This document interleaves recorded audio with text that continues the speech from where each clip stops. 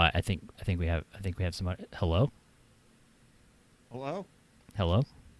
Hello? Is this working? Can you hear me? Oh my god. Slipgator. Slipgator.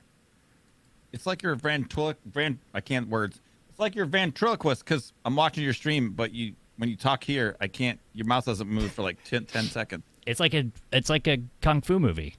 Dude, I don't know why suddenly I can't talk. I've been talking for 4 hours. Now I can't talk. Yeah, talk harder and better and more. I'm gonna be more amazing. All right, good. I set up.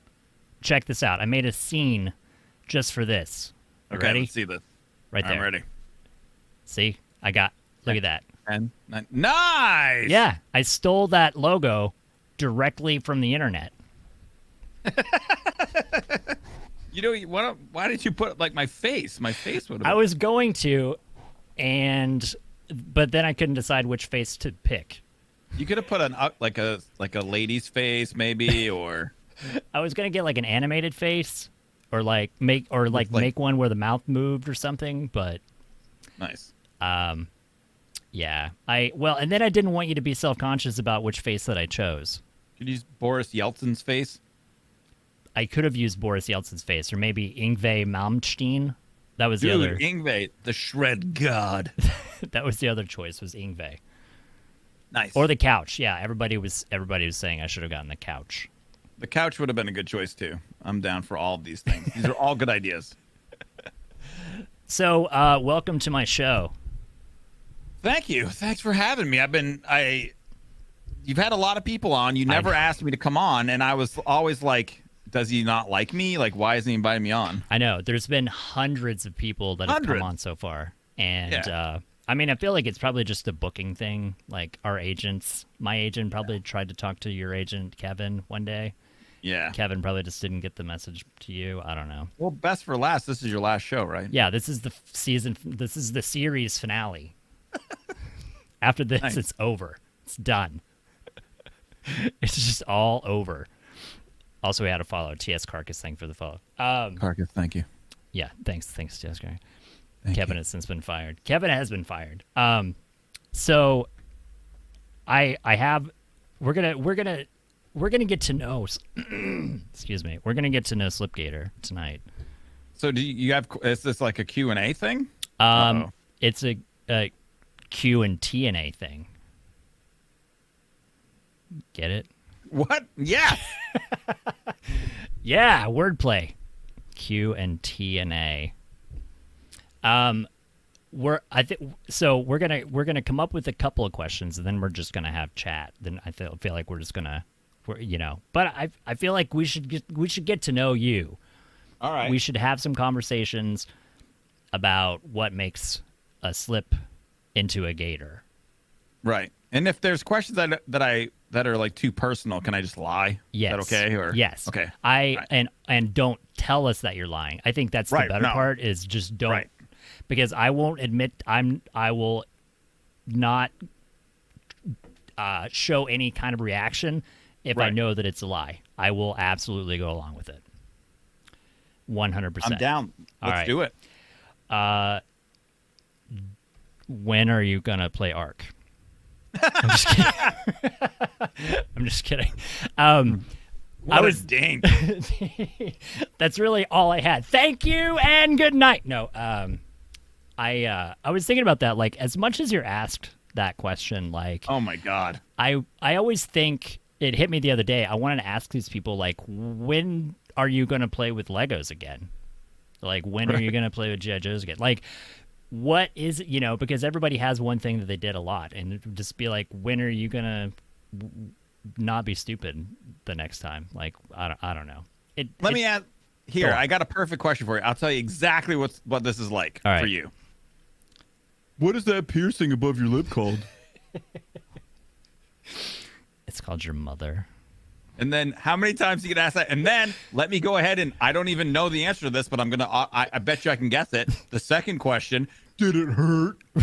Yeah, exactly. That absolutely makes sense because like with the tattoo or with the piercing that somebody, you see it and you're like, and to them, it feels like they're the first person to ask this type of question. But it's like you have to understand, like you have to know Right. that you're not the first and only person to ever think of that. Right. And of course it hurt. Yeah, you're like, I mean, Yeah. it's pain. I mean, The like answer it to the question is obviously yes. because it's, you know, it's like a needle going into your body. So like obviously there is pain involved. Like if you're asking about the threshold of pain, like maybe that's a little bit different, but you know, yeah, it's Right. So it's not a big deal. Like it's just one of those things where, and then a lot of times you have to understand too, like depending on what the question is, people don't necessarily even care about the answer. They're just trying to engage. right. So that's another thing. Yeah.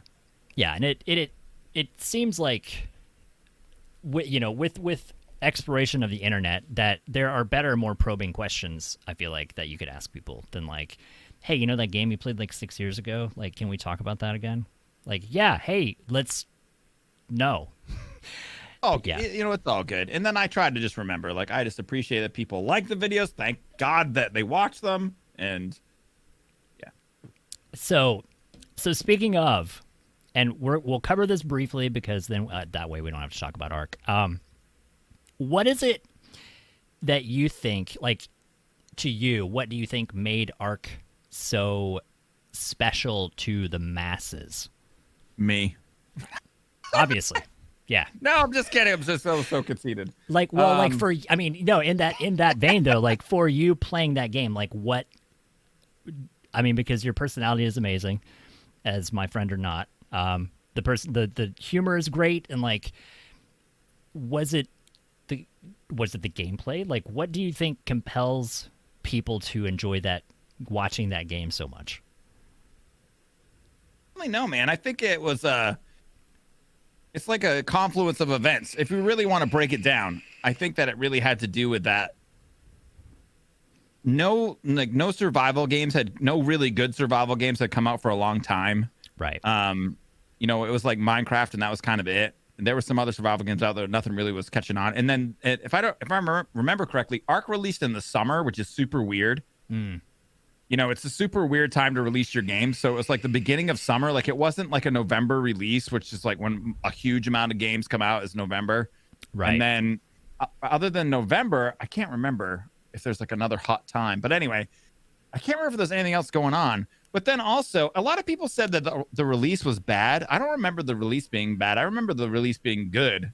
It seemed like it worked. Like it was, like your yeah, early it was videos, pretty like well put together game. Yeah, it doesn't seem like. I mean, you know, I think every game now has its finicky bits, but it seems like even in the early videos, like it seemed to work for the most part. Yeah, it wasn't awful.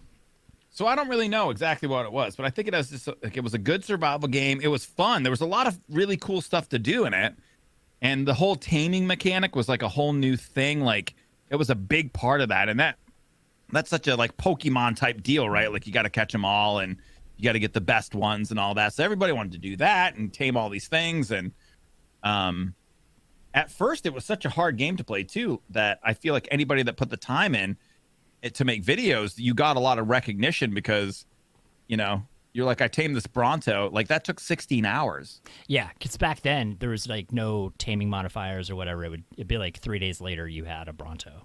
Right. You had to build like a base around it and do all that stuff. You had to wake up in the middle of the night, feed it. So anyway, it was just like a confluence of events, I think, really. It was like there was no other good survival games at the time. It came out. It was pretty good. And then I don't even know how the channel got traction on Ark. I really don't understand it, like how a lot of Ark views came to my channel, but a lot of people were watching it through the Pooping Evolve people. And Right. I think we all just had a really good time playing the game and discovering it all together. So it was just like I don't know, it just all worked out.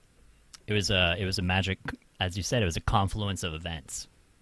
Yeah, it was a lot of things that came into like making that a good game and having all that good stuff happen. Yeah. So it was pretty cool. So the other hard hitting question for you in getting to know Slipgator All right. is at what point, let me see if I can word this, like can you think of or define a point in when you started YouTube, when you started moving into it as a career, was there a point or like a defining moment where you're like, this is going to work? Yeah. And what there was that? Absolutely. Hold on, I can look it up for you. I know. I can look up when it was. I have it in my spreadsheets. I'm having some weird issues with my computer right now. Hold on. I can't remember exactly what month it was. Yeah. But it was the ARC stuff, like, well, at first, to be honest with you, the first thing that went on when I first started doing everything was, it was Minecraft, right? That's what I was doing. So it was Minecraft, and then I was working at SiriusXM Radio, and I was doing YouTube, and I was doing YouTube full-time and working full-time. So I was putting in like 80-hour weeks doing that. And then when I quit my job and started doing YouTube full-time, everything got much better very quickly. Like, everything started to go like much, much better. That was like 2014. Right. So was it? Sorry, but it wasn't like it wasn't like when I quit my job and started doing YouTube full time, I was like, I'm good to go. Like, that wasn't it. Right. Because there was some moments right there in the beginning, dude, where I remember distinctly, like, I remember very specifically sitting at my computer and thinking and like having like an oh shit moment. Right. Where I was like, if this doesn't work out, like, what am I going to do? Yeah. Like, how am I going to retire? Like, how am I going to, because I wasn't like 18 or 16. Like, this was 2014. It was 6 years ago. So I was 36. Yeah. We're already old men. 30, yeah. So I was 37. Like, I was a full on grown up. Yeah. And I quit my job to play video games professionally. And when I quit my job, I took a pay cut. So before I quit my job, I was working my full-time job and doing YouTube full-time. So it was like I had two incomes. Yeah. And then when I quit my job, I took a pay cut from just my job. Right. And I was making less than I was making at my job. So I was like, this could be bad. Right. Like, I seriously had like heart palpitations. Yeah. I was like, I could have made a massively giant mistake. And also like, and not even too much, not like too much of a personal point, but like, this was in the DC area. So for people that don't know the DC area, like, it's quite expensive to live in DC. Yeah, it's really expensive. So it's not like, you already have a lot of high expectations just to live in that place. Yeah. So it was kind of a scary thing to do. But the minute I started working at YouTube full time, the revenue went up right away because I started putting out more videos and putting way more time into it. So it started working out a lot better. Right. And so that started working better. But I kind of within, I think it was like, I don't know, man, six months or 8 months after I quit my job, I actually built the channel up to making as much money as I was making at my job. Oh yeah, yeah. So it took like 6 or 8 months, and then I was good. But then it was actually, now I can remember, it was July of 2014. And that's when like the ARC thing happened. That was the moment. And then, yeah, that was when it happened. And after that, I didn't even know, man. It was a really crazy ride. But it was just very, was it 2014? Wait. Or was it July of 2015? Dude, I'm looking at I have little spreadsheets that show like all sorts of stuff that I did because couldn't keep track of everything. Because it was, because you were doing good. Let's see, because you got married in 2014? Yeah, 14. And you were doing, I think, yeah, because you were full-time by then. Right, yep. So I guess that would sound right. I mean, if it was like, yeah, July 2014, that sounds like that would be about right. No, so 14, actually, that's not the ARC deal, because I'm looking at my videos right now. I have a list of every single video I made and whether it was recorded, rendered, and then correctly uploaded and ready to go. Nice. I'm a nerd. So I'm trying to look down over here and see when it was that we started doing ARC. So the first ARC episode ever, right here, was 7/4/2015. 2015 was the first ARC episode ever. 7/4. So it was Independence Day. Oh, no. Hold up. I'm finding more. ARC Dependence Day? No, it was back further than that. It was 6/8. Okay. So not an important date. Just 6/8. June 8th, 2015 was the first ARC video. Nothing happened on June 8th. It's like Cake Day or something. Right. National. So then that was when I started doing I was doing 2 and 3 videos a day and stuff like that. So, but anyway, so it was July or June, pardon me, June. Raven said June 8th is his birthday. That's why I did it. Yeah. We knew. It was but anyway, it was a thing. Yeah, but when the ARC stuff started happening, and then all the views started coming, I mean, it was kind of unbelievable. Like it was, and then it was just like, I don't know. To be honest with you, it was terrifying. It was somewhat terrifying. I mean, it seems like it would be. Like it's a lot. A lot to happen. Like I mean, because like you said, it's still kind of volatile, and it's like, what am I gonna do? Like, what do I do with this? Like, I remember it was super exciting. Like, you got flown to play the Primal thing. What was that? The Far Cry Primal, yeah. Yeah. And they had your face in a commercial that ran during The Walking Dead. Yeah. So, like, your face was blasted to millions of people while they were watching The Walking Dead. And no one subscribed. You know?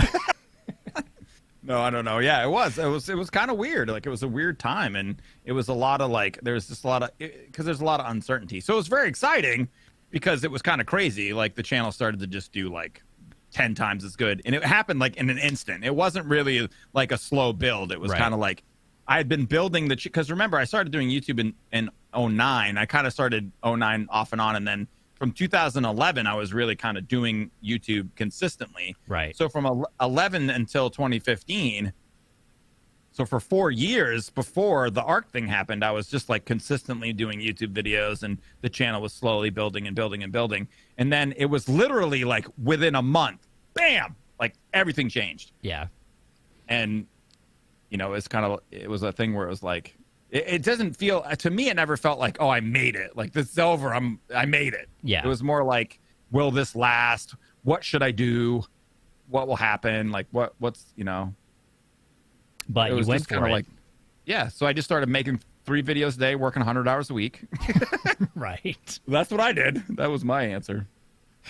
Which, and a lot of people, and it makes sense because people always ask you in chat and such, what do I do to make a successful channel, to make it, YouTube, Twitch, whatever, blah, blah, blah. And you're number 1, be funny. Number 2, consistency. Yeah. And I think implied in persistence consistence is perseverance. And, because we had that conversation whenever I was hey, I was thinking about streaming on Twitch because I sit and play video games all day, and maybe I should just stream it and see what happens. And you're don't do it for money. Do it because you enjoy it. And if you do it, be consistent. Pick a schedule. And it seems like that's all the advice. If anybody ever looks that up on the internet about how to be successful, I mean, I feel like that works for anything, though. Right. That you've got to be consistent. You've got to, maintain this level of not, what's the word? There's, your ethics. You have to have a standard, you've got to maintain this, and you can't be too wishy-washy about everything. Work hard and don't give up. Right. I would say it's 3 things. 3 things. It's talent, hard work, and luck. Luck does have a big part of it, yeah. It's not necessarily in any order. You can be ridiculously talented and work it ridiculously hard and not have luck and still make it. You can be ridiculously lucky and not talented at all and then make it. You know what I mean? Right. It doesn't have to be equal parts of those 3 things. But those 3 things are what it takes. Yeah, because there are definitely people that I see that are successful that don't seem to match too many of those. That it seems like luck was a little bit more of the influence. Right. More luck and hard work. But that's with anything. It's the same thing with being I always say the same thing. It's like an astronaut. Right. No one ever became an astronaut by not trying. You have to try real hard. You have to work hard, and you have to, I'm sure not every single person who wants to be an astronaut becomes an astronaut. So sometimes you have to be a little bit lucky. You have to probably be talented, Yeah, it's not like it's not a nepotism job where you're like, oh, you're so and so, then oh yeah, cool. You've never been an astronaut before, then let's hire you as an astronaut. Like you've got to. It seems like that's a very direct path that you've got to try to pursue, and then you probably have to be really lucky to get into that small percentage of people. Right, and you can't. Nobody whoever gave up on becoming an astronaut became one either. That's true. What do you think people talk about that if they're like, yeah, I was going to be an astronaut? I'm sure there are lots of people who like washed out of astronaut. You know what I mean? Like they were on their way and like, you know. I wonder what they do. They didn't make it. They probably like teach astronauts. Teach astronaut Those who can't teach. Do they just fly regular planes? Maybe.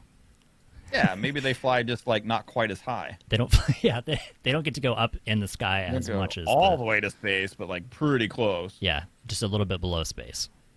Yeah. All right. And then when they ask him about it, like, you're an astronaut? He's like, no, but I get really close though.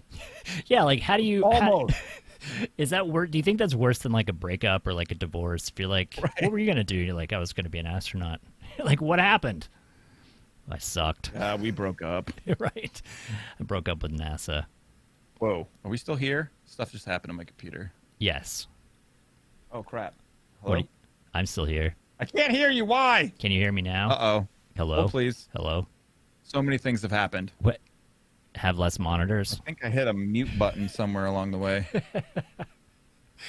Hello? Yes. Hello? All right, back. Sorry about that. Welcome back. Thank you. Thank you. Hey, it's good. Welcome back, everybody. Yeah.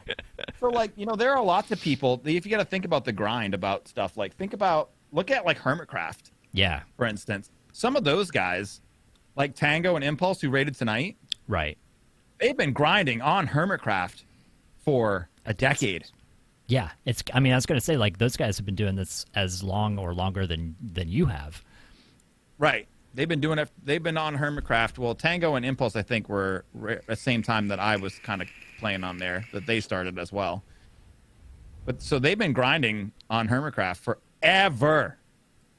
And now that all of those Hermitcraft channels are doing really, really good, but they were just, you know, everybody was doing fine there, but they just kept going and kept going and kept going and kept going. And now, you know, they're doing really, really good. There's a lot of people who have had that happen. Yeah. I remember, I think we had talked about that, like with Izuma. That Izuma, it was like he was stuck at like 400,000 subs or something forever, and it was like, I mean, he's really good, and it was always weird. It was like, why doesn't he have more subs? And then it does, like you were saying, it just seems like recently all the hermits have kind of blown up again. And yeah. But it seemed like a lot of that kind of happened before. I don't know. Do you think some of that was the resurgence of Minecraft coming back, which was not because PewDiePie played it, but just because it got popular again? Right. I think it was a lot of Minecraft coming back, but then also it was their stick-to-itiveness, you know what I mean? Right. It was them just sticking to it and trying to put out a good product and working really hard at it and being consistent, and they just did it long enough. Basically, one of the things they did, there's a lot of talent there, there's a lot of hard work there, but the luck part for them was that almost every other major Minecraft like organization stopped. Right. Like Minecraft stopped, and you know, Captain Sparkles stopped, and like a lot of people who were doing a lot of Minecraft content stopped doing it. Yeah. And they just kept grinding and kept doing it and stuck with it. And then they kind of created, you know, they filled that vacuum. Like they're the, I mean, I don't really know every single person who's on YouTube, but in my opinion, they're pretty much like the best Minecraft content creators on YouTube. So of course they're going to be successful. Yeah. Which is amazing for them. Like, I mean, yeah, because they've definitely all worked hard. Like I've watched a lot of those people, and a lot of they're really good, like amazing, like mind blowing stuff, and you included, because you built the fucking ribbon. So all right, so your other hard hitting question before we move on to dumb stuff. All right, what was your motivation for starting YouTube? Oh, I used to watch Hutch and Sea Nanners play Call of Duty. And I fancied myself pretty good at Call of Duty.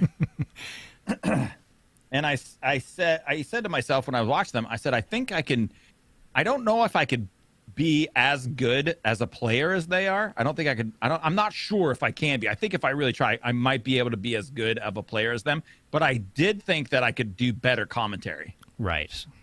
So I thought I could be funnier. And so I decided to do YouTube. Now, that wasn't the case.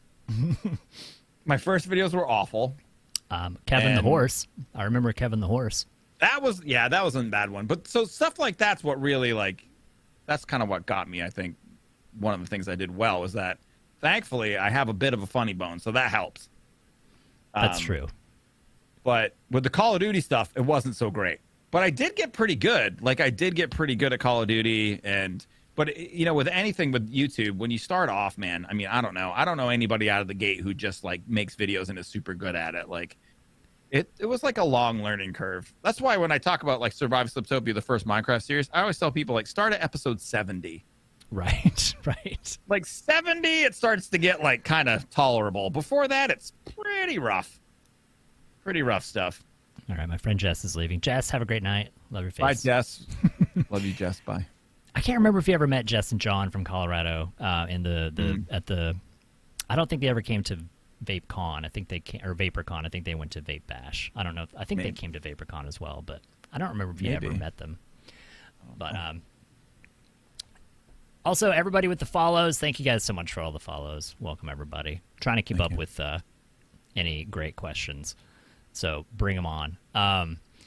And so your Minecraft stuff, like, and I know this, but, like, if I remember correctly, you started doing Minecraft more as like a personal vlog to kind of, like, keep track of your thoughts and such. Yeah, I just wanted to, like, I did the Call of Duty stuff, and then I did mainly Vapor, which is something that basically nobody in this chat knows. Right. So, except for you. Yeah. So there, you're feel free to go search it. There's a YouTube channel called Mainly Vapor. All the videos are private, and you can't see them. But there is a YouTube channel called Mainly Vapor where I did e-cigarette review stuff for a while, and then I came back in, like, 11 to do YouTube again. But I didn't want to do it. I didn't have any misgivings about it being, like, a career at all. Right. Like, right. all I wanted to do was do it for fun.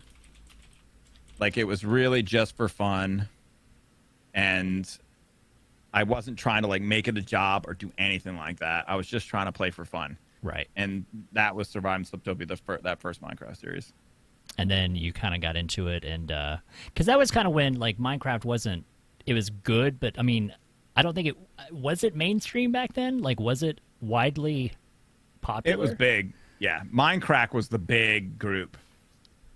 Minecraft was pretty big back then, man. There were a lot of heavy hitter YouTubers that were doing that. Good and Beef was there, and who else was in Minecraft? Dude, I can't remember. Etho. Etho was big on YouTube. Etho, I remember when Etho hit 100,000 subs and everyone was, like, floored. Right. They were like, Minecraft made it. 100,000 subs. Like, this is the game. Yeah. That's interesting. I mean, because I know, like, you, or not so much you, but, like, you know, our circle of friends, they were always like, oh, you should play Minecraft. And I was like, no, I don't really want to. I never got the interest. And then once I finally played the demo for it or whatever, then it was like, dude, I dug a hole for 9 hours and it's amazing. It's the best thing ever. And I don't really know why.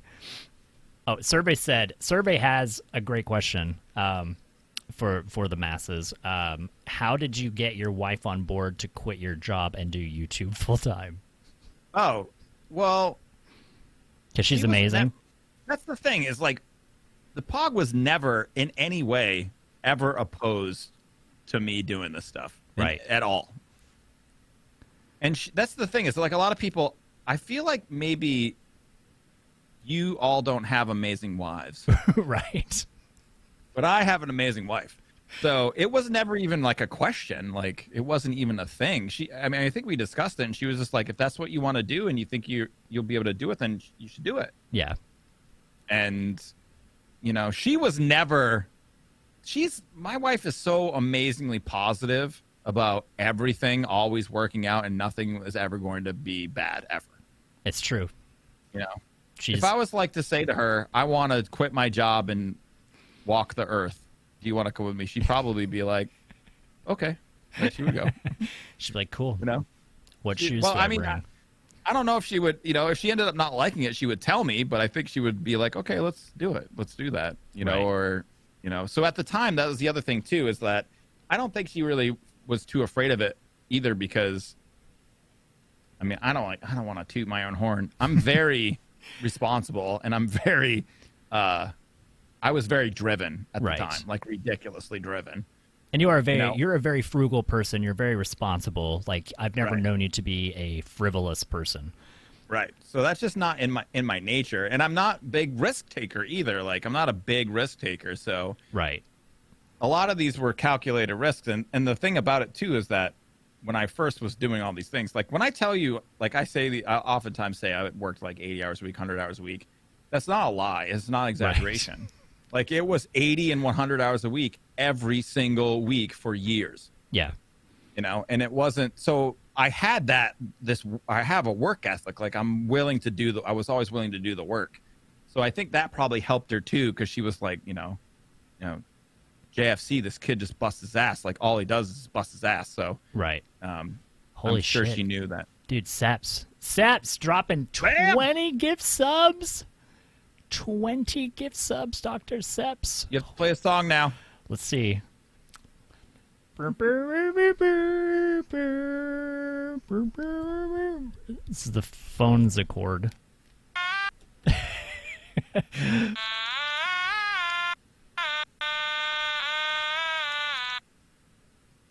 Yay! We Applause. did it. We did it. We did Dr. it. Seps, thank you so much. So awesome of you. Very, very cool. Welcome all the 20 freaking new people. God damn. Dr. Seps, keeping it real. And there's Poacher Paul. What's up, Poacher Paul? All the people, they need to stay. That's true. They all need to stay. So the grind was a thing, and that's something that I think, I actually have this really weird relationship with the way I feel about that. I kind of don't like it, and I kind of feel like, let me try to formulate a thought. This is about the grind, about the About the 80-hour working grind. a lot thing. Right. I don't think anybody should have to work 80 or 100 hours a week to be successful. Right. I just don't feel like that is okay. Right. But I can't say that it's not true. That if you work twice, there's a few different, if you go online, you talk to, watch videos of people who are like successful people. One of the things that you'll hear a lot of them say is like, if you work twice as much as somebody else, you're going to be twice as successful as they are. And it sucks, but it's true. Yeah, it is. Like, it is pretty awful that it's like you have to, but it's all, and I think sometimes the opposite of that can be true as well, because it's like, well, if it's taking you twice as much time to do what one other person is doing, like, if you feel like you're working twice as hard and working twice as long, then it's like, well, fucking Johnny did that in 40 hours. Like, why didn't you do that in 40 hours? So it always seems like it is a very tricky slope of like, are you outperforming or are you just spending more time doing the same amount? Right. Or is that the perception? It's more that, like, if you really want to do whatever it is that you want to do, if you put in 80 and 100-hour weeks at it, you are going to be way more likely to make that happen. Right. Way more likely, because you're going to outperform against whatever your competition is, whether it be trying to be an astronaut or trying to be a streamer, or trying to be a YouTuber. But I don't feel like it's healthy to do that. I just don't feel like it's super healthy for any human, any person, unless it's like, I don't know, man, like John Q. Weaponsmith, some guy who lives in Montana who's just got the gene to forge swords, and you know what I mean? Those weird people that find their one thing. Yeah, and they do that all day, all the time. Yeah, they're like certain humans that are just, they find the thing that like they were born to do. Right.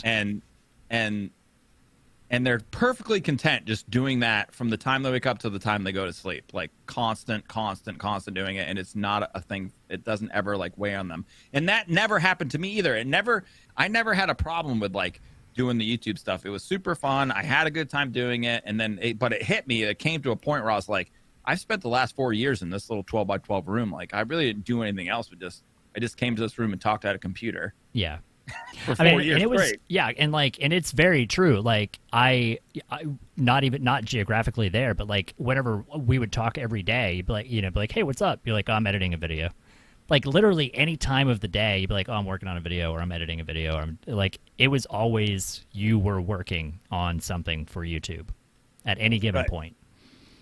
And I liked it and I had fun with it, but it just got to a point where I was kind of like, I feel like I'm missing out on life. Like it eventually got to a point where I was just like, I feel like there's other things. Like there's other, like I like my wife.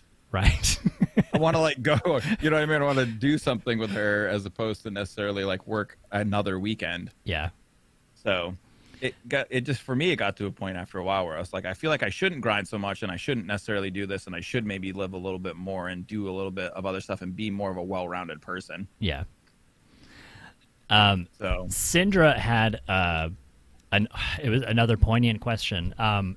Did you have any concerns? Was it a difficult decision moving away from playing Ark when you knew how popular it was? Yep. Yeah. Yeah. You know, there was a lot of, I just had to get to a point where I started to like the game less. The devs started to make some weird decisions. Stuff started to feel weird. It was like I don't know. It's like they were unplugged from their community. Right. They were plugged into this Alpha Tribe community. They were making these weird changes. They were like, all the stuff they would add was really like negative. Like it was all this negative stuff and stuff that would dismount you, and flyers got nerfed, and this new thing takes your items, and this new thing jumps out of trees and kills you. And it was like, wow, this game just started to feel like super negative. Yeah. It started making, like, even the little bit that I played, there are certain aspects that it makes it's a hindrance. It's not like, it's like you've said before too, like making a game, what did you say? Like, as far as the difficulty, there's like making things that stop you from progressing is not making a game difficult. Is that how you word that? You have to have obstacles need to be able to be overcome. Right. That you can't things just like have that. Stuff in the, right. It's like if you have a game and you're playing a survival game and there's something in the game that just like instantly kills you and there's nothing you can do about it. That's not a good game mechanic. Right. Right. That's a bad game mechanic. Like you should be able to like build a type of armor that shields you from that thing. Right. Then that makes that's the whole way a survival game works. You're like, there's this thing. If I get near it, it instantly kills me. But if I go to this special biome and I mine in this special place and I find this special ore and I build this special forge and I make the special armor, then I can survive this thing. Yeah. So that's like an overcomable obstacle. So, but it kind of felt like Ark just kind of, I don't know, it was like getting kind of just more negative. So, and I was just doing the same thing over and over. It was like every day I was kind of just doing the same videos over and over. Right. And I know, like, because I know you kind of like, and because I know we've had this conversation, like you don't want, I think and you can use this in your own words, it was like you don't want that to be your trick. You don't want that to be your thing. And the channel, that's the other thing that people I think sometimes forget, is the channel was never just Ark. Right. Ever. Even when everything was going on, I was doing a lot of videos. I'd do 3 videos a day. One of them was Ark. Right. Yeah. So I was always doing other things, and I tried to make it so that it was more than just Ark, but it really always was just Ark. Like that's what people came to the channel for. So it was tough, but it was eventually this thing where I was just like, I'm just kind of bored. It's been like a lot of years, a lot of seasons. We've done a lot of things. We got into modded. We did all that. We went back to vanilla. We changed maps. We, doing things over and over and over, and started doing like more and more. And it was just kind of got to the point where it was like, I kind of feel like we did it all. Like it was like, we did it. We played the game. We've done all of the things. Right. And it wasn't quite as, I feel like Ark wasn't quite as creative as Minecraft. Right. Yeah. Just because there's not a lot of farming things that you can do in Ark, whereas like in Minecraft, there's all these different farms that can be made. There's redstone and that sort of thing that have so many different uses, and the blocks are smaller, so you can be a little bit more artistic with your builds. And so Minecraft is kind of more easily recycled. Like you can do it a lot of times. Yeah, and it seems like it always can be different. There's like an infinite number of things that you could do in Minecraft, and it seems like you kind of run out of, like you kind of get all of your riches, like, you get all your materials, like you set up, like with Minecraft, I mean, you set up quarries and you have infinite resources, and then you basically can do whatever you want. But like with Ark, it's kind of like you get all that, and then it's like, well, what do I do now? Like, I built a base. Like, do I build a bigger base? Do I build a taller base? Do I tame more dino? It's kind of like, what else is there to do? But like with Minecraft, it is, you can build contraptions, or you can build things that do things. You can I think one of your modded stuff, like you built a drawbridge. You build like the elevator thing, like the woolly elevator deal thing. Right, and, right. I mean, it's You like can there's so many invent things. Yeah, you can create and make ideas and make things happen. And that was kind of like with Ark. It feels like, even the little bit that I played, it's like you've kind of hit a dead, you hit a wall where it's like, what else? I've done all the things. And there was the thing that kept Ark going, which is my theory for the successful survival game. Any survival game, you want to be successful, weekly updates. Right. The two biggest, in my opinion, the two biggest survival games of all time are Ark and Minecraft. Yeah. And the thing that keeps Minecraft going, there was times when Minecraft wasn't updated weekly, and now the updates are a little bit slower, but it's still updated. But Minecraft, for a long time, for years, was every single week they got an update. For years. And then they slowed them down. With Ark, it was an update every single week, and then it was every 2 weeks, and then it was every month, and then it was every 3 months, and then it was, so when they started to slow down the updates, it kind of just, it lagged back on content. There wasn't as many things to do to keep you engaged and have fun. And so after a while, you're just kind of like doing the same thing. So it was tough, man, because it got to a point where I felt like I was just doing it for money. I was just doing the same thing every day, making videos just so I can make money. And money's great. Like, making money is, it's part of life. Like, it's part of life. I mean, some people, I can't black and white it. Like, some people don't make money and they have perfectly fine lives. Like, they're just homeless and they're super happy. Right. But, you need money to like pay your bills and do stuff. So, having it kind of started to turn less into a dream job and more into a job. And I didn't want to have it be that. So that's when I kind of had to say, like, is it worth it to just do this every day and not necessarily have it be my dream job, or do I make a change? And I know it's not going to be something that the fans want. Right.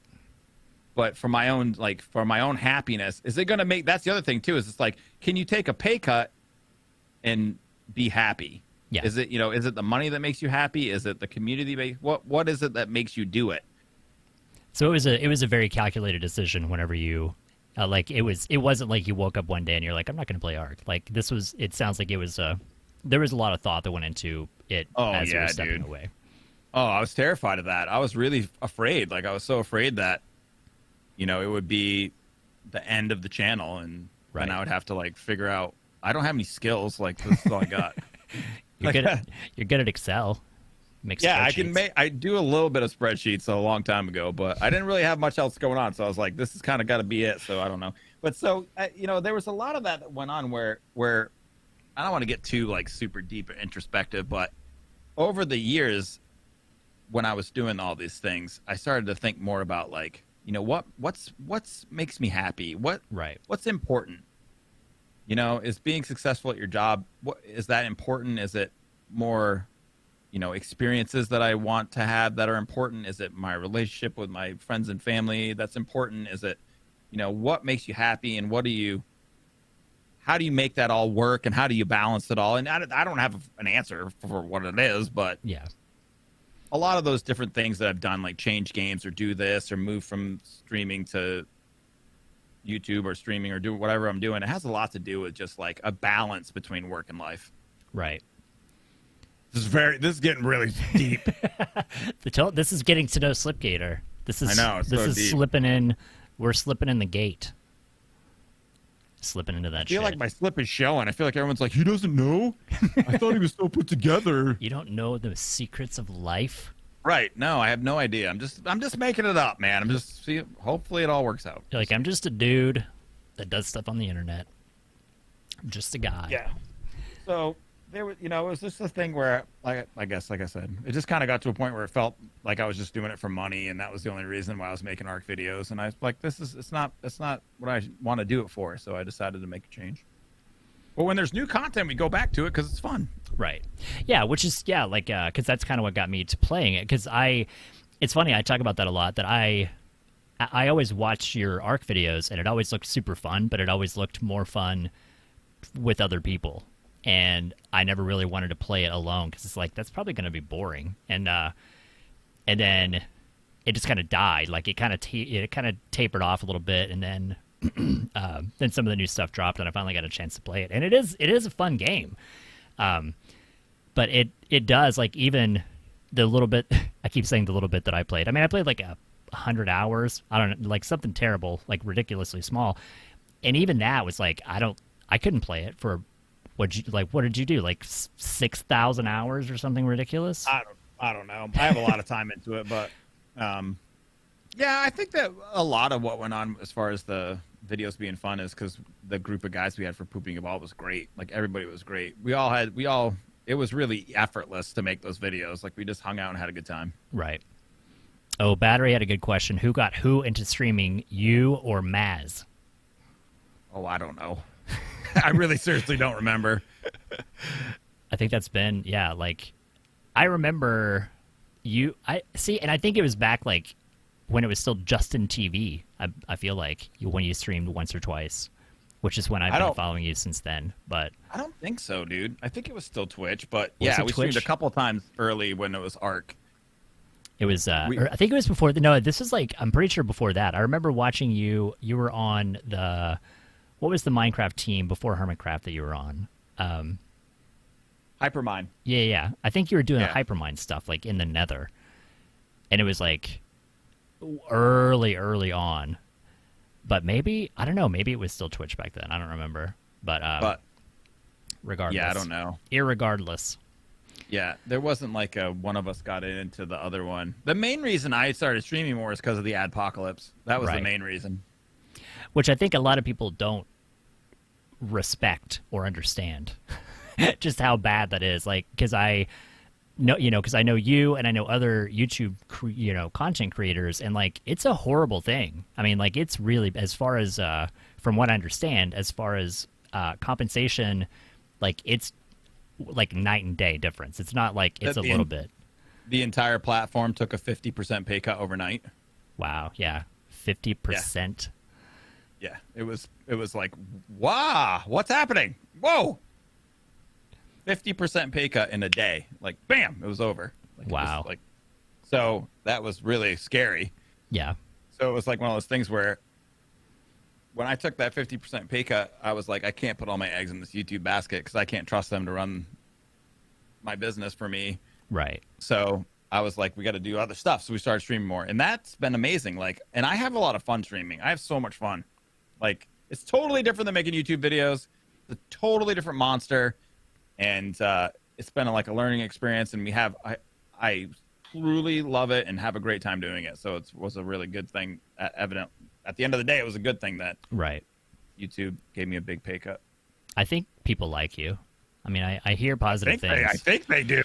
I mean, I've heard things about your channel. Like, it seems like it's popular. I think people watch it. I've heard whispers. People talk like, yeah, it's cool. He's all right. But we have a great time doing that, and that was a really good thing. It ended up being a good thing. I think Raven asked a good question. He was asking about that he thinks, what? Open world survival, consider doing other types of games. We've done some other stuff, but Raven's asking, let me ask the whole question for us, okay? Go for it. Slip seems to be honed in on the open world survival games. Has he considered doing other types of games? I would love to see Slip D&D playthrough, for example. I did with the gift subs! Holy shit. I ended with the gift subs. 10 friggin' gift subs. You sexy sons of bitches. Dropping all the support. You guys know this money's going to me and not Slipgator, right? Like, hopefully we'll split it. I'll send you a check. Yeah, you'll have to send me the royalties. Yeah. Thank you so much, Einden. You guys are freaking amazing. Yeah, it's a very fun platform, and again, even aside from being your friend, like, you have the personality for it. Like, you have like, even getting other people to watch you that are like, what is he doing? Like, he's playing video games, and they'll stop and they'll start, like, people get into it regardless of if they're gamers or not. And I think was it difficult to move from talking to yourself to talking to other people? It was a bit of a learning curve, man. It was. It's definitely different, you know, and it's a bit, for the way that I do it, it's different than the way a lot of people do it. So for me, it's like a bit of a busy box. I got a lot of things happening. Right. So it's a little bit tough. Like I don't think I've streamed sometimes where I'll stream for 5 hours instead of 4. And I can tell, like at the end of 5 hours, I'm like, God, like I'm just like beat. Like I get to a point where I can't talk anymore. And so I don't know how these guys do it when they stream for like 8 hours, 10 hours, 24 hours. I don't even know. It's a lot. I mean, because it's a lot of focus on a game, and it's a lot of focus on reading communications and like using your brain to do the game and then to communicate words. And like, I mean, it's interesting that you'd think it's just, you'd sit down and be like, oh, anybody could do that. I'm like, I mean, you could, but it is quite complicated. Like not well. Yeah.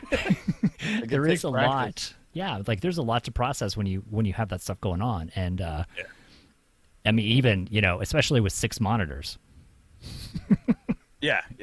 But back to Raven's question. Yes.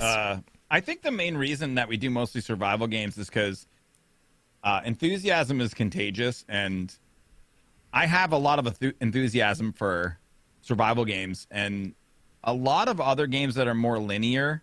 Well, the one thing is we built an audience base that obviously is around survival games. So, and unfortunately, I can't make everyone like all the games. Right.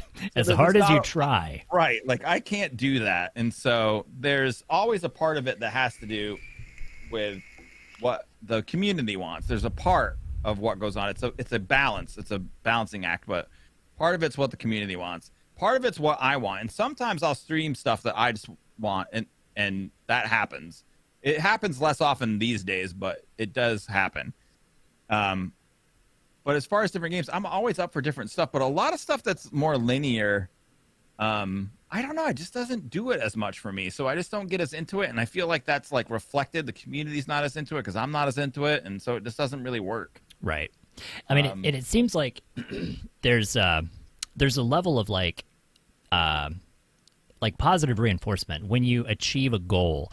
I think that it feels like you've done something, because like I know when I'm playing a game and I'm getting frustrated and like nothing is changing, like you don't feel like you're progressing. I kind of feel like that bleeds into the viewers as well. Like that it's almost like you need to have like not so much a beginning and an end, but it's almost like you have to have something that you've accomplished for it to feel like something has happened.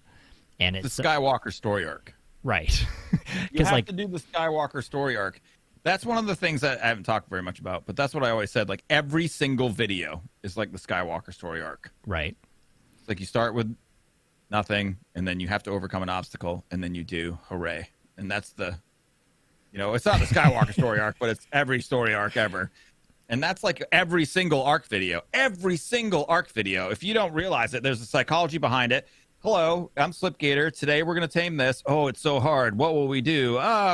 Funny. Haha, Zul'jin. Oh, we did it. Yay. Right. Roll credits. Like that's like, that was basically the way every arc video went. Yeah, it's like the hero story. Right. That's like what the survey said, the hero's journey, yeah. Yeah, it's like a literary thing. Oh, sorry. Somebody asked about vape juice. Jam Monster Blueberry. That's what I'm vaping.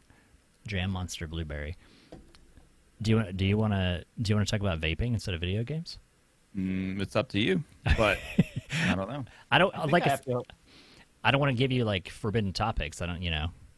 We don't talk about vaping too much just because. Age. No, it's not even that. I'm not interested in having an argument with anyone about anything. Right.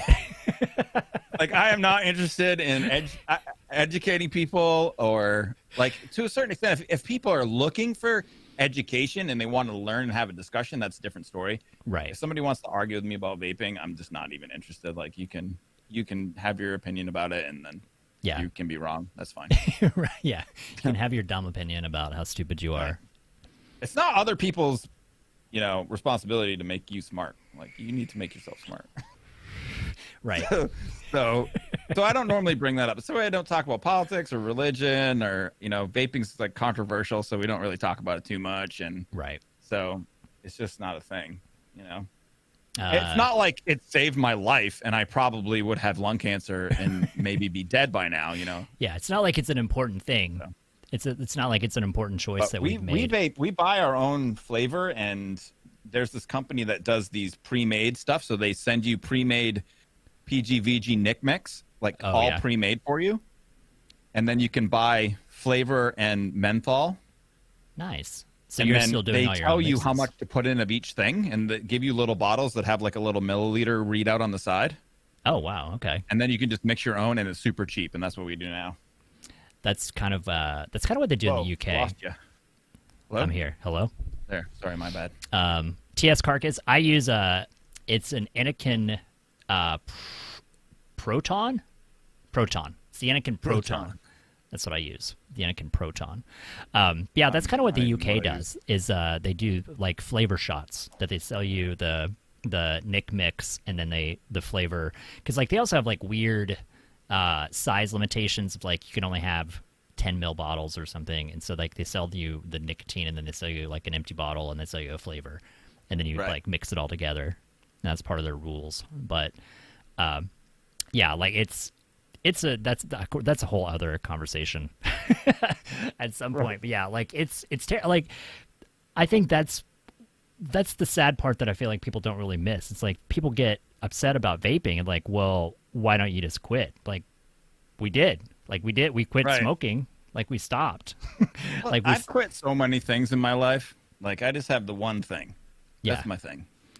It's not necessarily good for me, but it's my one thing. Right. It's fine. I had a friend that back when we had started, a local guy that, he was like, he's, I don't know, 10 years older than us, but he was like, I gave up drinking.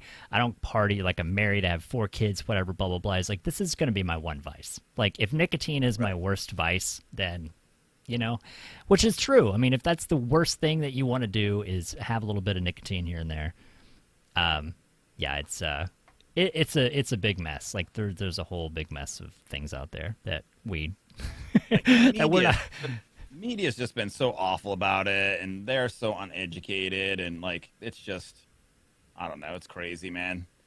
All the dabbing thing stuff happened, whatever that was, like a year ago, and then news was like completely wrong. Right. They were talking it was just, you watch the news, you'd think that vaping was like was killing people, and it wasn't really vaping. Right. That it was drugs. It was illegal drugs. It was people mixing oil.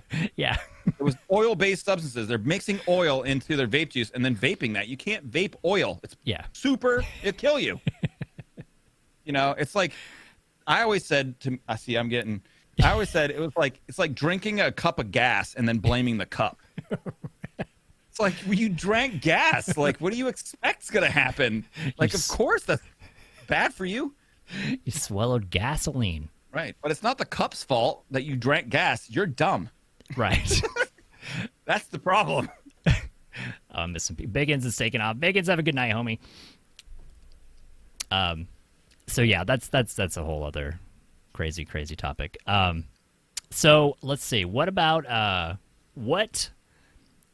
Let's talk about fun. Let's talk about gaming. What's your fondest gaming memory as a child? Like, what game do you think of when you think of childhood and like when you started playing a game?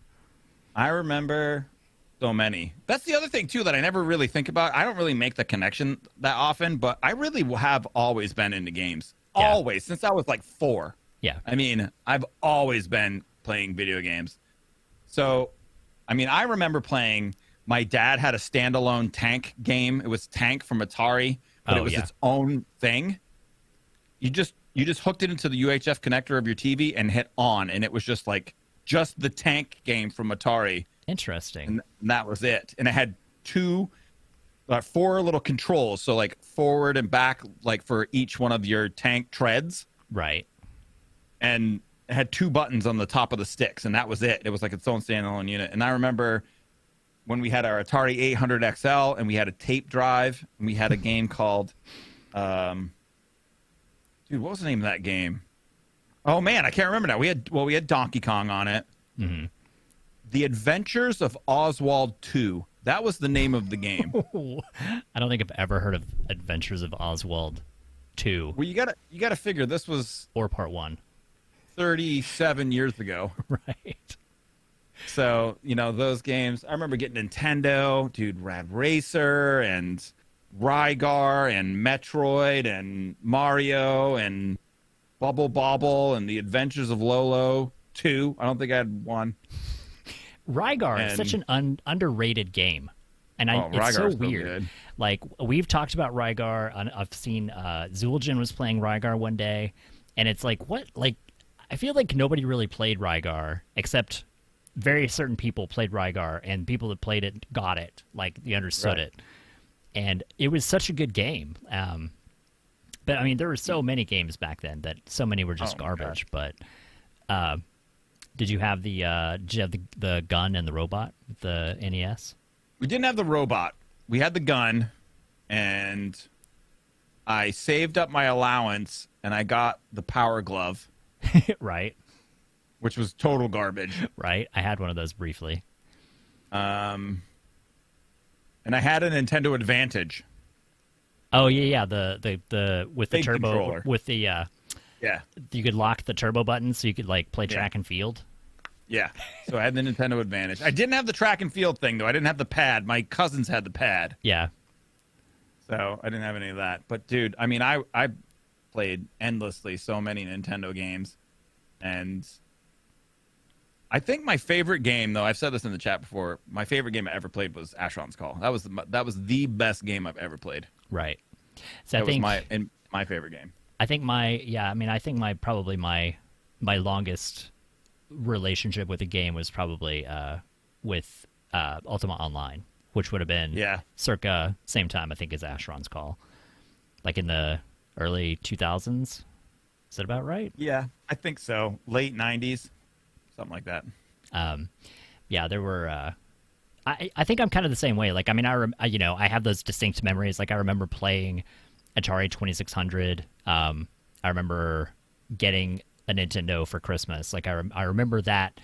I have that memory of like hooking it up to the TV and like playing it for 5 minutes, and we're like, oh, we have to go to so and so's house for Christmas or whatever. Like, I remember those things, but I'm kind of like you. Like, I don't really have a childhood game where I'm like, this is the game that got me into wanting to play games. It was just like, I just want to play video games. Yeah, I don't know. There was a lot. We had the Atari 5600. I remember we had the Atari 5600, which was the weird Atari. It was like, took a different size cartridge. Right. And it was basically like, my old man was into like gaming and computer stuff back in the 70s, right? So that was like pre-Atari. Yeah. But he was really into Defender. Right. And so we had the trackball. So we had the 5200 with the trackball. And I'll never, I to this day remember putting Toto Fahrenheit, the album Fahrenheit by Toto, on the record player and spinning up that 78 and playing Defender and Centipede with the 5600 trackball. And that was like my first, I think the first time that I remember kind of being like minorly addicted, like kind of like super into it. See how high I could get on Centipede. And I think the reason was just because I'd grown up to the point where I could realize it. Like before that, when you're 6, you're just kind of fumbling around with a part-formed brain and you don't really know what's happening. So I think this was more like when I was like, 8 or 10, and so I could actually kind of comprehend and get into it and understand, trying to get a high score and what that meant, and those sorts of things. I mean, because there are like there are intricacies to those games. Like, I mean, like with Defender and Centipede, like some of those old games, like some of the games are just bullshit and you just smash buttons or whatever. But like there were, I do remember like, Defender had a lot of little small intricacies about it, like collecting the right amount of people or like not letting, like what was the catching them like when they were falling. Like there are ways to get different points and stuff like that. And even I remember the song. Like there was a song. Did you have the video game record with the one with like Pac-Man Fever and like the Defender song and all that? You don't know any? Do you know about those? I don't remember any records or anything. Have you heard? I mean, have you ever heard the song Pac-Man Fever? Does that not ring a bell? Maybe. No. Oh my God, I need to track that down. 5200. Sorry. 50. Yeah, and I think there was also a 7800 that came out. But they were all fancy schmancy. There were some high-end games for that system. Star Raiders was like a big deal. And it was millipede, not centipede, too, now Millipede, I remember. Yeah. Same thing, right? Well, there's a million instead of a centa. It wasn't a cent, it's a milla. It's so much more. It means so much different. We did have a question. I think it was Sindra asked, what's your favorite thing about your community? Oh, I don't know. Everything. All of it. You know, I think that for us and what we do, it's I mean, I don't want to kiss their butts too much. Gotta let them know where they stand. But I think that we over at our community on Twitch, it's kind of the cream of the crop as far as like we have a lot of really I don't know how to describe it. It's kind of like just some of the best people from the YouTube. I feel like it's some of the best people from the YouTube community who have come over and stuck around. Right. And that's what I kind of like about it is it really feels, it's got like a family feel to me. Not family, friends. Right. I don't know. It's got a family friend kind of thing. People have been there for a long time. We got a lot of people who've been sub for a long time. We have a lot of people who have been fans for a long time. And it's just really like, it's just a really, to me, it's a fun place to be. Like, it's a good place to be. It's a fun place to be. It's not super squeaky. It's not super negative. I try to really keep it positive. That's like one of my things that's really important to me in my old age now is like keeping things positive and trying to stay positive as much as I can. And that's kind of the thing that I like the most about it. It seems like a super positive place. Right. It is. I mean, for the most part, it is. Like, everybody, you know, there's very few arguments. There's very few, you know, people disagree, but they get on with it, you know, and like things like it doesn't seem like I don't think we've ever had any major drama. Even just watching your chat, like, I don't think there's ever been any real major drama between people or members to where it's like, fuck you, no, fuck this, fuck that. I mean, it's like everybody, and also Evil Zach said he's chat dad, so chat dad takes true. over. We have great mods that are super committed and come in and they're amazing. I feel like also there's been a certain amount of stuff where we just haven't like put up with anybody's shit. Right. There is definitely when it's like at the first sign of something, because I'm kind of a little bit mean sometimes, which I shouldn't be. Because I'm kind of the other but way. I tend to kind of go along with it. Like because I will get the stragglers that come by and they're like, oh, fuck you and fuck this, blah, blah, blah. And I'm like, tell me, let's have a conversation. Let's talk about this. Instead of just being like banning them. And right. Which is probably a better way to handle it. That's a really good way to handle it, is to like turn it into a positive, which is really good.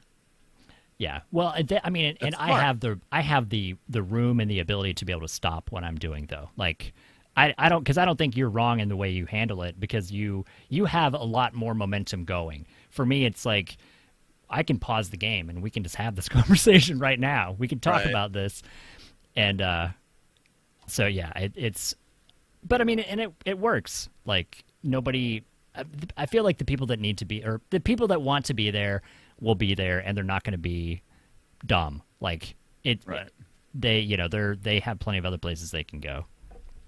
And she asked what I like best. What I like best about the community is that I have all of Slip's community. Not all. I have a lot of. Yeah, because it's a lot of good people have come over. We have we have a lot of crossover, obviously, between a lot of our circles, and everybody's behaves themselves. Everybody kind of knows they know their lines of like, let's not go too far. So I think everybody is pretty well behaved, and I have mods, but my mods don't really. I don't really mod anything. I haven't run into that problem yet, which I did see. Somebody else asked about how Because I don't know this either. How somebody had asked, they wanted to know how Evil Zach became a mod. How did the story of Evil Zach? Oh my come God, around? I don't even remember. Zach might remember. That was like a decade ago. Yeah, Zach, I think that was when we started doing Fortnite stuff, or even maybe before that. And I think I just picked Zach because he was smart and good. Zach is very consistent. I was helping out in VOD Sunday. Right. Now I remember. Yeah, he was helping out with VOD Sunday. Okay. Yeah, so we were doing Fortnite stuff, and we had on Sunday we would play VODs, and when we would do that, Zach would hang out in the chat all day. I would be gone, so I just put up VODs, and I wasn't around. And I would come back and notice in my chat, and Zach would just be watching all the VODs and hanging out in chat and just helping people and answering people's questions and telling them that I wasn't live and it was a VOD because it seemed to be really confusing for people. And I think he just copy pasted over and over. This is a VOD, it's not live. Right. Nice. And I was like, and I just thought, that's the kind of stuff for me. I'm just like, that talk about helpful, super helpful. Thank you. Yeah. Very, very much. Very, very helpful. And is this something that you want to help out with more? And he said yes. And I'm like, thank you. Right. That's yeah, great. Zach's a good dude. Yeah. So. Somebody, I missed who it was. Somebody asked if both of us are still happy with the names that we've chosen. Are you still happy being Slipgator? No. Dr. Beef Missile would be the name that I would have. That would be the name I would choose. Right. Or Thingfish. Thingfish is good. Thingfish. If Dr. Beef Missile was taken, which I think it probably is taken, I would go with Thingfish. Dr. Beef Missile. The paging Dr. Beef Missile. So, yeah, I mean, because Slipgator's the whole thing. It comes from Quake, and it was just the name that I picked. And I mean, for me, almost everyone that I associate with in any real way, I know online. Right. Almost all of those people call me Slip. And so I can't really, that'd be like changing your online name for me would be like changing my real name. Right. It would be very weird. And because we generally, even we relate with fake names. Using real names is weird. Right. I don't think, I know what your real name is, but that is very odd. It's an odd thing. I wouldn't call you that because that's odd. That's like your mom using your middle name. Right. And it's like that with old Grim Green. Everybody started using Grim's real name, and I'm like, no, I'm not going to do that. It's weird. Yeah. Well, there was a whole movement that went on. It still exists a little bit where people think they're like, I feel like sometimes people think that they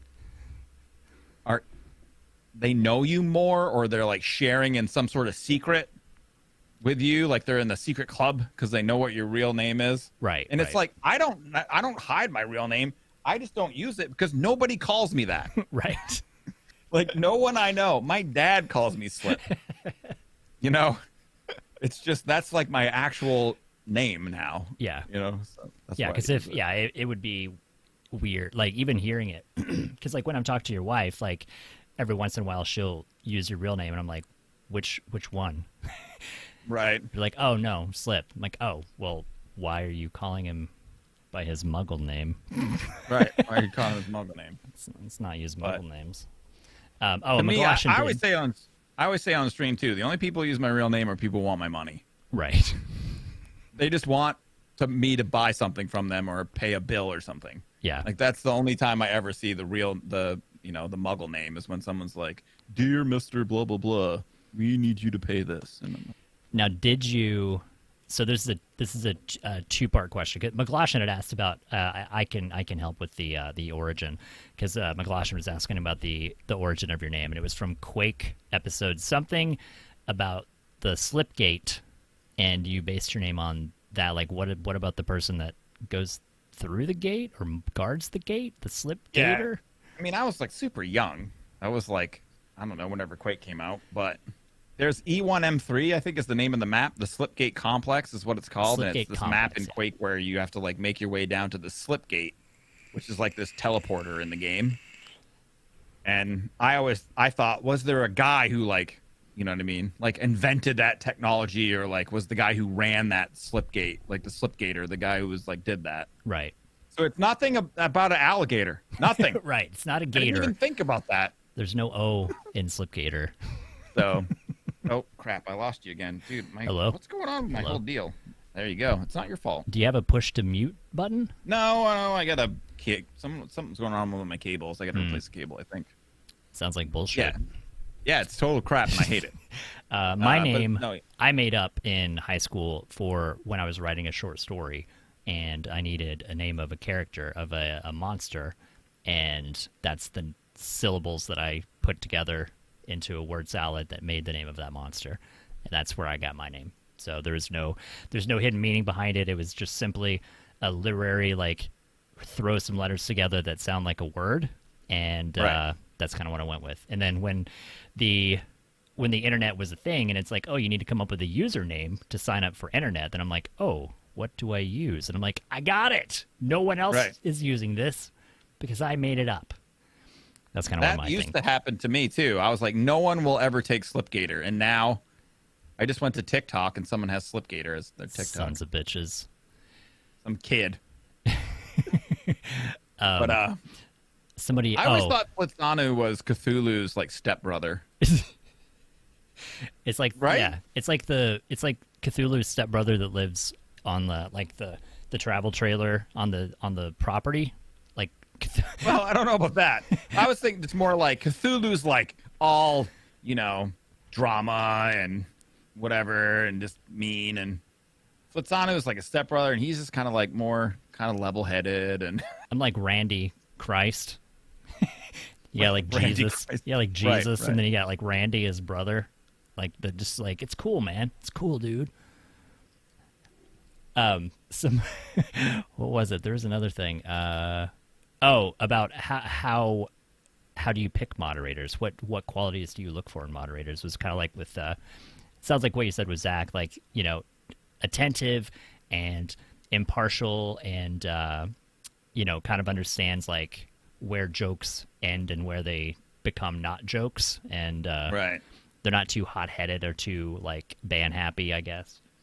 Right. It has to be like a balance, and I mean, I don't think there's been almost no times I've ever had to like put the brakes on the mod team. Right. Like ever. Well, there's been a couple of things, like 2 things I think twice ever, where I had to like I thought it was a good idea to go into we have a moderator chat in the Discord and say, hey, you know what, this is how this got handled, maybe we shouldn't do it that way, let's do it like this. Right. But that's like super, super rare. But especially for the way we run stuff in our chat, like it's not super tough. So for me, it really has a lot to do with like, are they there I don't want to like, are they there all the time? Are they constantly in the stream? Mm-hmm. Are they always in the stream? Are they, trying to help out just on their own? Are they a mod already? That's the thing. Almost all the mods were already mods. Yeah, because a lot of people do kind of they kind of pick up, like, if you're there long enough, you kind of get the gist of what's going on, and you kind of know some answers to, are you going to play Ark again? And you're like, no. Are you going to do this? No.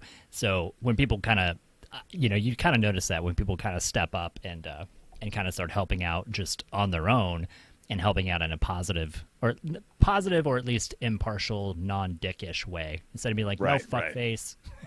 Like, right, we don't need to attack people. Right. Yeah, Evil Zach is pretty band happy though. He gets a little bloodthirsty sometimes. You got to let him feed. Raven. And, yeah, Raven's the worst. Guy. No, he's not. He's good. He's a good guy. He's a good mod for sure. But yeah, mostly just if you're already acting like a mod. If you are a mod already, it's very easy to like check the box. Right. Yeah, you just kind of you behave that way. And right.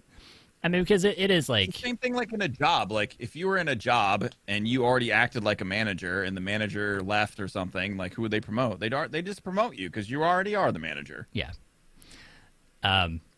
I had one. Okay, so we're going to talk about fun stuff. One other question though, as far as the name, when you're in your real life before YouTube, did you go by your real name at jobs, or did you go by Slipgator. At jobs? Yeah, like working No, at Sirius.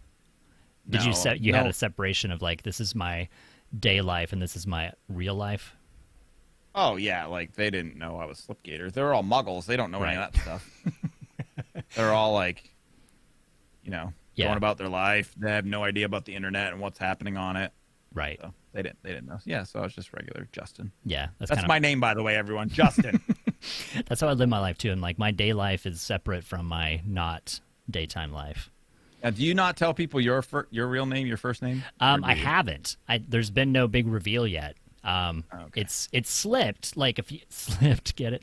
It's popped up like on streams and stuff. And like a long time ago, I think I had it on my Instagram. And Yeah. but like it's one of those, like, same thing for you. It's like no one's gonna call me that. Like I'm not gonna answer to it. I'm not gonna deny it and try to hide it and fight it. But it's like no one's using that name. All right. It's not. Yeah, my real name is not Flitzanu. We won't do the reveal today. That's fine. We'll plan a reveal. We'll make a big deal about it. $1 million. If you get $1 million tip, you'll reveal your name. Yes, $1 million tip. You play the bagpipes with your ding dong, and I will reveal my name at the same time. Definitely. No, well, that's $2 million. We'll double that shit up. So what fun do you want to talk about? Do you want to? I don't want to keep you forever. Like I know you have other things that you want to do. I'm sure. Hog probably has dinner ready. It's getting late, but yeah. I don't know, man. What do you want to talk about that's fun? Do you? Jesus Christ. I know. I see. What did you have for breakfast? G Fuel. Nice. How was the for lunch? G Fuel. No, we had like a chicken and lettuce, like on this protein wrap with just mustard because we're being healthy. Right. And I went for a run today, 2 miles and 2 miles. Yeah. Well, I ran probably about a mile of it. It's wicked hot here right now, man. So I get really overheated. So I try to run and I start to get like really hot. And like to the point where my face is like beet red, like I'm super overheated. So I stop and walk for a while. I just can't get the 2 miles in. I think I could run if it was cooler, but it's just so damn hot down here. Yeah, that was my feeling whenever I messaged you the other day about mowing my yard. Like, yeah. I would be out for about 30 minutes, and I felt like my body was throbbing because of all the heat. Yeah. I'm like, nope, too old for this shit. Yeah, it's like so hot, man. Antior wanted to know if whenever the day comes that nobody mentions ARC, what tattoo are you going to get? That's not gonna happen. It's never going to happen. Not gonna happen. It's never ever going to happen. So I heard you're a big believer in paranormal. That you're totally a believer in Bigfoot, UFOs, Hopkinsville goblins. That's one thing where you and I are like very drastically, diametrically opposed. Which is really funny. There was, I did see another article. I was going to send it to you, but I was like, there wasn't enough meat to it. But there was a guy that, it's a very convincing picture too. Like he got a picture, because like I feel like with the internet, that things should be a little more prevalent. Like, you would think that people that have cameras all the time, that you would see more things, but it doesn't seem to be the case. But there was a guy in Kentucky That's why you don't see any pictures of it. A guy got a Bigfoot footprint. And it was like in the backwoods of Kentucky somewhere, and like the dude, but it's interesting because he's not one of those. He wasn't a Bigfoot hunter, like he wasn't looking for it. He was like just out one day, and he saw this thing on the ground. He's like, that looks, it's like that's a footprint, and it's like I don't know, 18 inches long or something ridiculous. And it's like it's not a bear, it's not a tuma, it's not like a mountain lion, it's not whatever. It is like, I don't know what it is. Like, I don't want to say it's a Bigfoot footprint, but there are tons of sightings in this area. It's very hard ground, like it wasn't like it was mud. And so it's like whatever made a footprint had to be massive, because nothing under 1,000 pounds could have made any kind of impression in this soil. But so you can, and briefly, you can do this briefly. What is it about anything, like anything in particular, or all of it in general? Like, what is it that turns you away from believing in anything like that? Because it's not real. Is it the empirical evidence part of it? Yeah. Just because there's nothing. It's right. Because there's no proof. Right. So yeah, I mean, I just don't. I don't know. It just doesn't. I hate. You know, I hate being super polarized about anything. I don't really like the idea of being polarized about something. Right. I appreciate that, like, there are many sides to any. Did your brother's anything. rating? Mazion is rating? What? It's early, isn't it? Early Mazion raid? Early Mazion raid. What's up, homie? Thank you so much for the raid. Welcome, everybody. Welcome and hello. We're talking to Slipgator. This is Slipgator chat time. About if Slipgator believes in Bigfoot. Yeah, we're talking about why Slipgator doesn't believe in Bigfoot. Yeah, I don't know. See, that's the thing. I don't like to be polarized, and I don't want to. I don't know. Especially like you. Like, I have a lot of respect for you, and I don't respect you less because of your things at all. Yeah, because it doesn't, and that's one of those things too. Because like it doesn't change my feelings or opinions or perceptions of like, because it's a minority of people that tend to believe in these things rather than the majority. So it's one of those, like, I already know that, you know, people are going to be like, that's dumb. And they're like, yeah, it probably is. It's probably real stupid for me to think that. Well, no, it's something that you're interested in that, you know, I know how that feels. Right. You know, it's very similar to me. Like, every time I've been talking about sailing in the chat for a long time, when I bring up sailing in the chat, I can feel it. Right. The whole chat's like, yeah, no. They're like, we don't care about that. And I was like, but I love it so much. You know, it's like, I'm so into it. And they're just like, yeah, I don't care about that. So I understand how that feels. But yeah, for me, I just don't even get into that stuff because I feel like, I don't know. Is it now? Nothing there. Would you say, like, and I'm going to, and not in a religious way, but I'm just going to use religious terms because they would make more sense. So like when you have things like atheism and you have agnosticism, would you say, as far as believing, let's just say Bigfoot, in Bigfoot, would you say it's more of an atheist belief or an agnostic belief of like maybe, or just like flat out no? Flat out no. Flat out no. Interesting. Okay. I'm a flat out no. You're a flat out knower. I am. No aliens. There's no spirits. There's no ding dong dings. No ding dong dings. No spiritual tin cans. So, I mean, that's just what I just think that. Now, could I be convinced, or could my opinion change? It might. Mermaids? Yeah, I don't believe in mermaids. Like, I don't know. It's just one of those things. I don't know. It's just not a thing for me. I think it's probably more. I think I kind of. What am I trying to say? I think it's almost better if somebody is, you know, like you have firm beliefs, like you're staunch and like, I don't believe this. And because I think sometimes I like people to be wishy-washy so that, you know, for things like that. But at the same time, I think it's probably more, you've probably thought about it a lot more to come to a decision of like, no, this isn't real. Like, no, I'm not going to believe in this. Like, I'm not. The way I look at it too is if there's one thing that really gets me, it's if people try to lie to me to take my money. Right. That's like one of the things that I feel like that those people are like scumbags. Like, if you try to lie to me to take my money, that's the worst. And so that's kind of what I think a lot. Like, so for me, a lot of what goes on in that whole realm is like people who are trying to make money. Right. And so I feel like they're shysters, like they're just snake oil salesmen, and so they can't be trusted. Right. So that's probably where my belief comes from. I'm just like, no, that can't be true. All they want is your money. I'm like an old man like that. You know?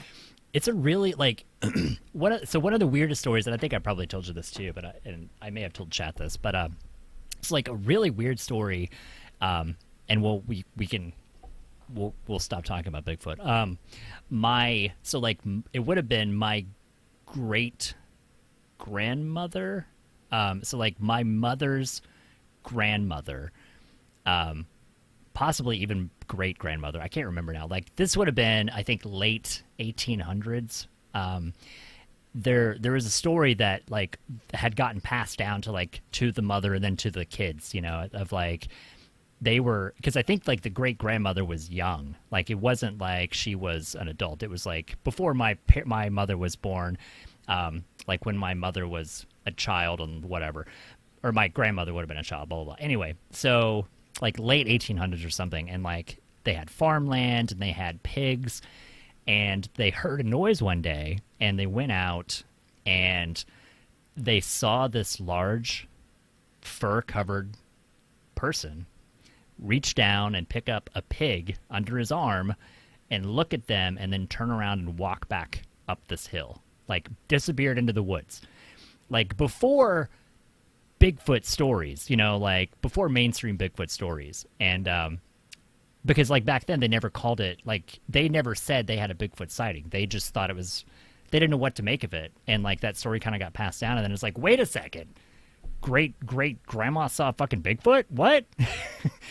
Like those are the kind of stories that always seem weird to me, because like I'm with you that there are a lot of people that make stories up to try to sell books or to try to sell movies, but then it's like you hear that one story of like no one cared, like no one tried to publicize the story or like put it in a newspaper. It was just like a weird experience that somebody had one day, and they shared it like with their family, and like, and then you eventually get to hear the story, and you know, that's the kind of thing that kind of, I guess that kind of keeps me interested, because it's like there are those people. I think there are a lot of people that probably make shit up, but there's those few people that have genuine experiences that it seems like, what the hell? Right. I mean, but that, I mean, it's never happened to me. Right. And that's the thing too. It's like, it's because it is, you know, based on empirical evidence. Like if you don't see it, then you can't, because you can never really trust anybody telling you a story. Right. As much as you want to trust anybody and everybody, you know, family and friends, like there could always be some semblance of like fabrication and whatnot. Bullfrogs is frog people. Frog people, absolutely. Frog But people are the worse thing than is, lizard people. I have stuff that I'm totally conspiracy about. Like I definitely do. Right. I have theories about stuff where I feel, and this is the thing. This is why I probably should believe in aliens, because there are things that I have no proof for at all, but I can tell you, I'm like, this is what I definitely think this is happening. You know, I think this is going on, and it's totally, I've made it up in my mind. I have never read or heard any factual information about this, but I can tell you that personally, I do believe 100% that's what's going on. Do you want to share one of those? Like I think that YouTube right now, I have a theory that when they released the new algorithm, remember that when they brought that smart algorithm? Right. I don't think that has anything to do with actually there really being an algorithm that was any different than the previous ones that they used. Right. I think YouTube is specifically turning up and down volume on channels individually. I think they're doing it based on if they like the content or not. Really? So that way they can still pretend to be, because they're supposed to be like an unbiased, to a point, platform. You know, they protect you from like violent speech and what, like they have their basics covered. And right. But they're supposed to be impartial to a point, right? It's like right. Your success is based on your talent. Right. I don't think that that's the case. Huh. And I think that they're actually trying to get creators, I think they're trying to keep certain creators at smaller numbers. Right. And I think that they're doing that because previously creators were so big that they had huge amounts of power.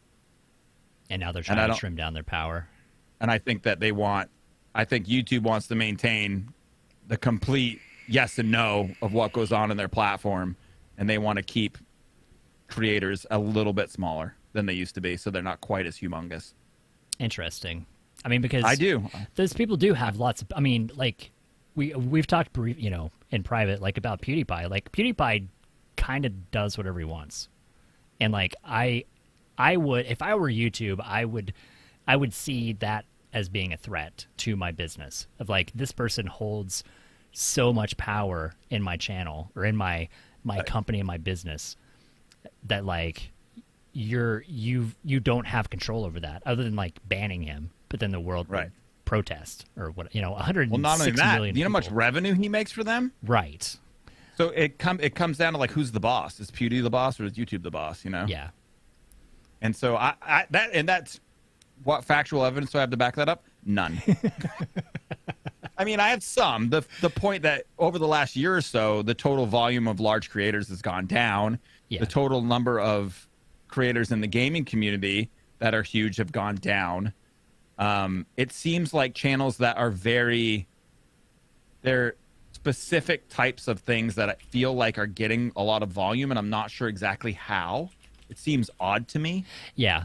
I've noticed that sometimes too, that you see channels that are being promoted and it's like, no one's watching that. Who wants to see that? Like what? Who is that video for? Right. So that just circles around to, that's one of my conspiracy theories. I have no evidence for it at all. Right. But I feel like I could convince you. I'm on board. I'm in. I'm in. That's all it took. I'm down. Well, now I want to know. But I'm pretty practical, black and white about like ghosts and spirits and aliens and those sorts of things. I feel like if, like, even just from a science standpoint, like if there was a race of beings that could make it from wherever they were to our planet, right. oh, I mean, they would not be interested in being secretive. They wouldn't need to be. They would be so vastly more advanced. Right. It would be ridiculous. And, So this thought, if that were the case, because this is just one of those interesting ideas that I like, and you may have heard this before, that say the government knows that, and say that the government knows that there is a race of beings that is out there that could essentially wipe us out with snap of finger, that they have the technology, that we have no defenses against them. We could not survive an attack by them, blah, blah, blah. Would that not create mass panic for them to admit that that's real? Oh, yeah. It would be ridiculous. Plus, there would be a whole, like, there's a lot of people on Earth that are very religious, and they think that the you know what I mean? Right. God created That the it- Earth, and yeah, like, that it doesn't fit you know, into their Weltanschauung. right. It doesn't fit into religious practices of like a lot of religions. Like, I don't think there are any religions, I don't know, that really believe that there are other races and that's part of their religion. So, and there's a huge amount of people in the world who are religious, like a vast number, more than who are not. Right. And so that would be pretty scary. But as far as if there would be mass hysteria, I don't think there would be mass hysteria. I think they would just kind of, people are very, I don't think people care that much. Right. I don't know. Like, look at this coronavirus stuff we got going on. People don't seem to be super worried about it. It seems like it's kind of a big deal to me, but Nobody I don't seems know. to give a shit. Everybody seems to be kind of like low key. So I don't know. Maybe they wouldn't be that influenced by that news, but yeah, I don't know. I just don't. I feel like that's my thing with aliens. It's like if there was, if there were spirits that were powerful enough to manifest themselves, Right. I feel like that would, like, we would know. That would be some scary shit. Right. Like, that's like a horror movie. Like, we would be like, it would be like insane. Like, we would all know. We'd be like, don't go there, spirits. There's spirits in that house. Like, we know. Because, So that's why I feel like that's not something to me that's real. Because I think that it would be on Instagram, like, so fast. Yeah. Like, before the government ever knew, it would be all over Facebook. Yeah. They would learn from Facebook. I think there is, like, I don't disagree with that. I think there is a lot of, like with the, and also there's a question that we need to, I wanted to remember that was a good question that Survey said, just asked as well. But, like, with, so we used to have shitty video and shitty pictures of everything, and then suddenly we have U.S. Air Force video of things that they have said that they do not know what they are, that they are unidentified, and unidentified aerial phenomena, I believe is what they called it. And even then it's like, nah, it's not real. Like, is there a point of, like, where you have a bad photo and then you have a great photo? Like, it seems that there's no middle ground of, like, that picture is believable because it's like, oh, that's too good. suddenly We need the like picture's too District bad. 9. Right. They just need to We be need like here. we need like a giant city-sized ship to come down and just hover over South Africa. Yeah. And then, Yeah, because it seems like would- photos and video of anything are not going to prove things unless massive amounts of people are there to witness it, I guess. right, you'd have to be live. Yeah. You'd have to be live people to see it, for sure.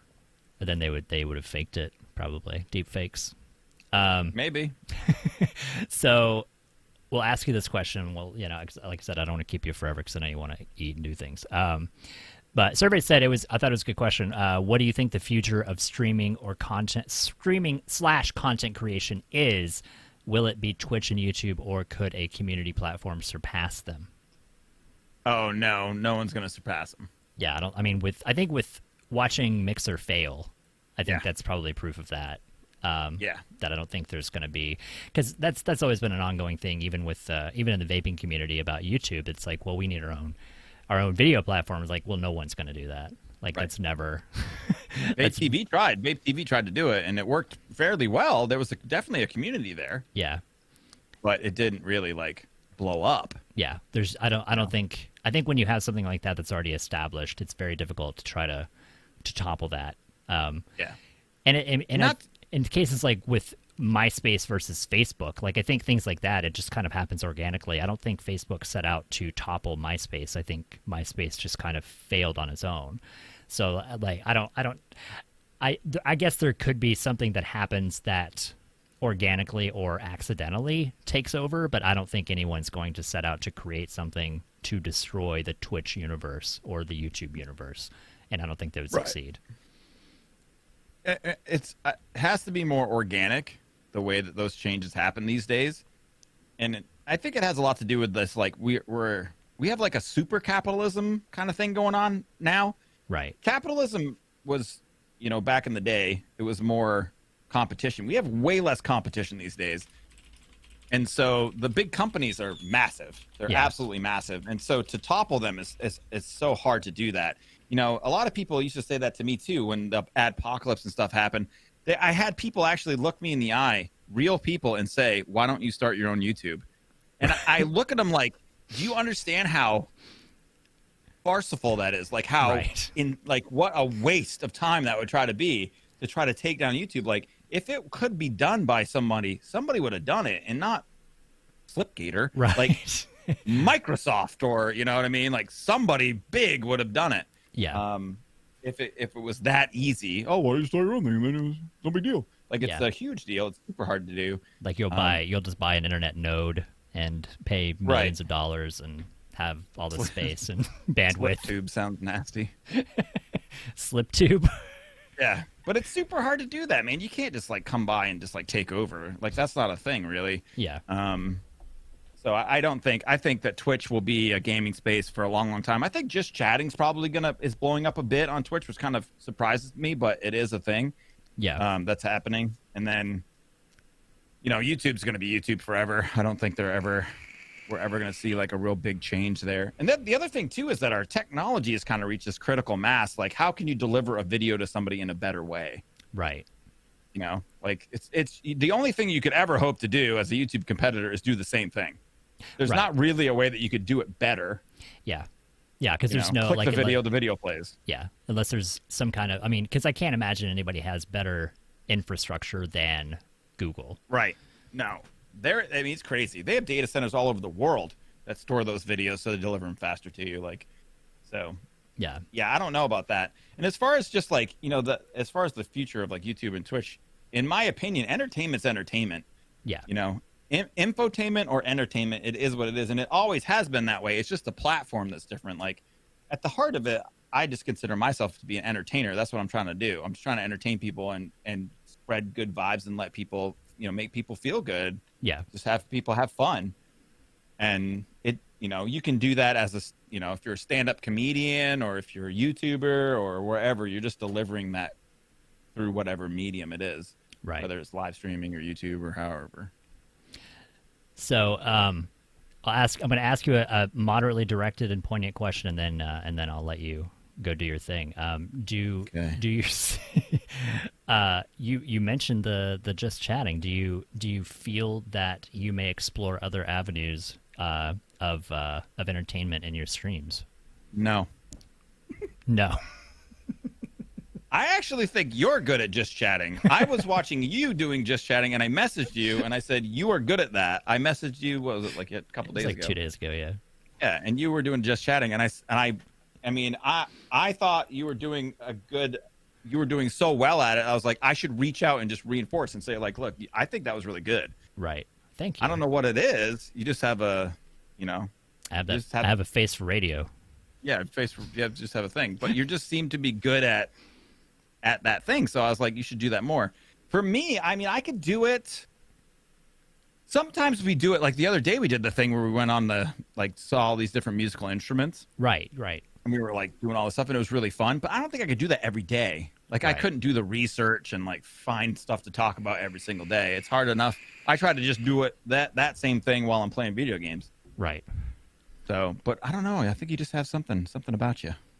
So basically, whenever you have something you want to talk about, then we'll just have you come hang out with me. Sure, we can do another talk deal. Whenever you're like, I got shit on my mind that I want to talk about. Flitzanu's talk deal, Saturday at 8 p.m. Flitzanu's talk deal. It's our new thing. Yeah, we could have talk deal. Sweet.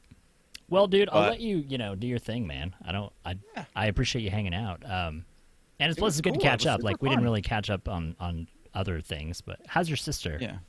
Yeah, she's good. Good. That's good to hear. Still there. Well, cool, man. Well, yeah, I appreciate it. Does anybody have any parting comments? Anything? Anybody want to? Nope, we're good. Nope. That's it. That's all. Thanks for hanging out, man. I appreciate it. Yeah, I hope you guys liked it. I know it was a little bit more serious. I hate getting serious. I don't want people to. See, I think people. I think that's a personable thing that I think when people kind of. Because they know you're a real person, but then I think sometimes when you bring out a little bit more of a real person, then it's kind of like they know that you are a human person. Right. It's true. It's very true. We'll find out. As soon as you leave, we'll see if everybody starts talking about you. We'll be like, he's so serious and boring. I hate that guy. Like, that guy wasn't funny at all. That's so stupid. Blah, blah, blah. Invest your money. What a dink. Save money, be an adult. Yeah. Wow, that's fun. Untub. Sweet. Anyway. Well, I appreciate that's it, cool. man. I had a good time. We should do it again sometime and talk about how, I don't know. I have no idea what to talk about next. We'll come up with some topics. I figured like the video game thing, we get that a little bit out of the way. Now people know your video game history, and then next we'll talk about how you like pumpkin seeds or something. I don't know. Do you like pumpkin seeds? I love them. Put so butter on good. them? Yeah, buttered pumpkin seeds. You bake them? Just raw? No, you just dig them raw, and then you put them on a table. You just look at them, blow them back and forth with two fans. I do that a lot. That sounds like a good game. It's just fun to watch them. They just go one way, then they go the other. Yeah. My thing I did the other night, I put jelly on a Pop-Tart. Oh, the old gel tart. Yeah. I really wanted jelly, so I needed a container to put jelly on it. And so I was like, Pop-Tarts? Absolutely. But you can't just eat it with a spoon, because then that's gross. Yeah, because, I mean, it's like eating icing. Then you're just being a glutton. Yeah. It's like German chocolate icing is so good. German chocolate cake is amazing. German chocolate icing, so good. Eating it by itself makes you feel like a fatty fat. So right. Then you do it alone, which is fine. But it's like it's better to have something to put it on. Kind of like with jelly. Put it on a cake. Yeah, I'm like, jelly, I want to eat jelly. Just put it on Pop-Tarts. Now I need a Pop-Tart. Don't talk to me about food. We're dieting. God. It's true. All right, man. I'll let you get out. Thank you so much for being here. Have a good night, dude. Good, man. I'll talk to you tomorrow. Thank you. Peace. I love you. Bye. I love you. Bye. Ladies and gentlemen, Slipgator. A jelly delivery device. That's what you need, is a jelly delivery device. I hope you guys enjoyed our little fireside chat. Oh, I should have had a fire. That's what we should have had. A fire. Should have had a fire. Let's move my window around a little bit.